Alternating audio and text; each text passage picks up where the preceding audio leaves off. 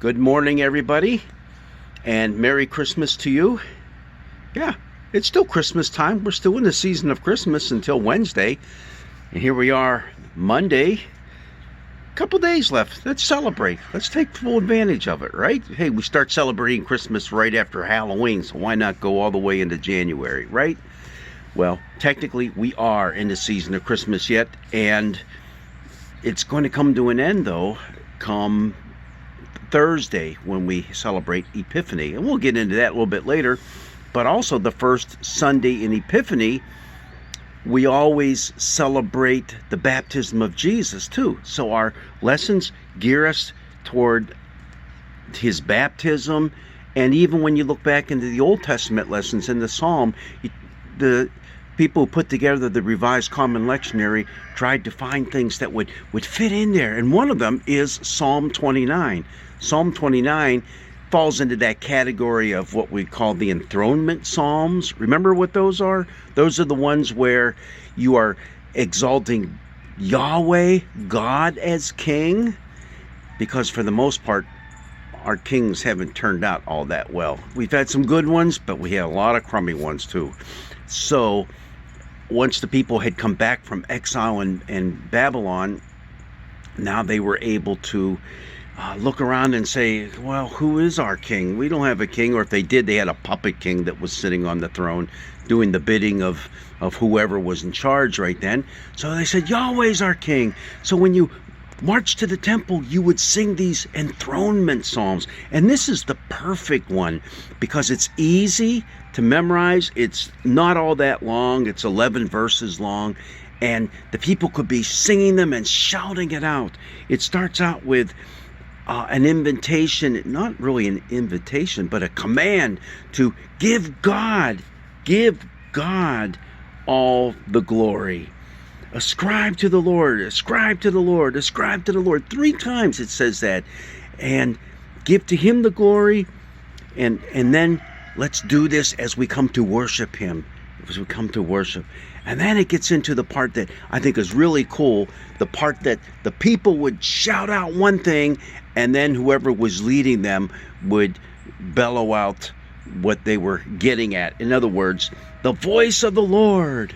That's what the people would shout out. The voice of the Lord. 7 times that now comes right in a row. The voice of the Lord. The voice of the Lord.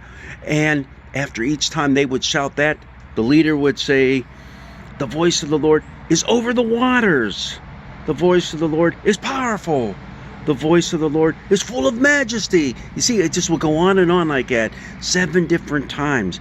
But what's contained within that is why the voice of the Lord is so powerful and mighty. And it's because he breaks the cedars. In other words, you can almost imagine when the psalm was written, someone sitting up on a mountain and looking, and there's this huge thunderstorm coming right at you. You've done it before.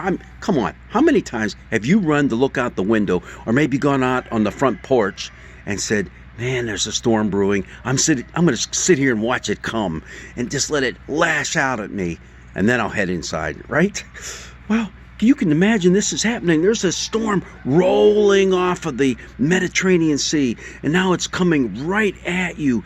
And there's lightning, and there's thunder, and there's noise, and there's wind blowing all around you, and trees are coming crashing down, and lightning hits the trees, and they burst into flames.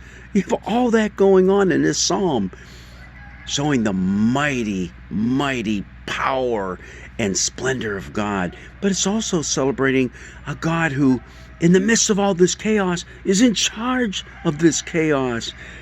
It's a cool thing. And then the psalm ends up with, the Lord sits enthroned over the flood, over all this chaos in front of us. The Lord sits enthroned as king forever. And the Lord is Yahweh, right? Yahweh is our king. He's the one that's in charge of all that.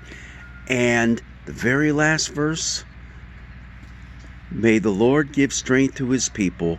May the Lord bless his people with peace. Wait a minute. He just took me through this horrible storm, this thunder and lightning, and there's even an earthquake in there too. The mountains are shaking. And now you're saying, hey, the Lord give us peace. It's kind of a really, really neat psalm. And you have to kind of read through it a couple times to get the feel and the emotion that it just exudes out of it. But one other thing I'd like to point out about it, it goes right back to the very first verse where it says, ascribe to the Lord, O heavenly beings. You'll pick up your Bibles and you'll say, hey, mine doesn't say that. Mine says, ascribe to the Lord, O angels. And someone else will say, no, mine says, ascribe to the Lord, O sons of God. Well, what is it? Well, the truth is, we don't really know. There's a couple of different readings, variant readings in there, but the one that we think is the right one is the sons of God. So what do you mean, commanding the sons of God, meaning those up in the heavens, to give God the glory? Well, when this psalm was written, we have to remember the people were in a kind of sorry state, having come back from exile in Babylon. And when they did come back, what they found was the people who remained behind, well, they weren't really worshiping Yahweh anymore. They had fallen into Baal worship. You know, that Canaanite religion stuff still had never gone away completely. And Baal was the god of lightning and thunder. What this psalm is doing is displacing Baal as the god of lightning and thunder and saying, no, the real true God is our God, Yahweh. So we're telling all you Baal worshipers, this is the way it is. It's Yahweh who's in charge, not any of your gods. Not Baal, no other god that might have been in that whole pantheon of gods that the people found all around them. The people of Israel were surrounded by different cults and religions. And this was just one of them. So this psalm is not only an enthronement psalm lifting up Yahweh as king, it's a psalm that's saying, hey, your kings are nothing. Your gods are nothing. Yahweh is Lord of the universe, Lord of creation, Lord of us all. So here's what I want you to do. Next time we have a thunderstorm rolling in, I don't know when that might be. Every now and then we get one during the winter, but especially this spring, when they come blasting through, take a few minutes to sit there in awe and wonder and pull out Psalm 29 and read it, and then rejoice that God is our King. Blessings be with you as we finish out this Christmas season, and I really look forward to talking with you come this Wednesday all about Epiphany. It's pretty cool. God's blessings be with you.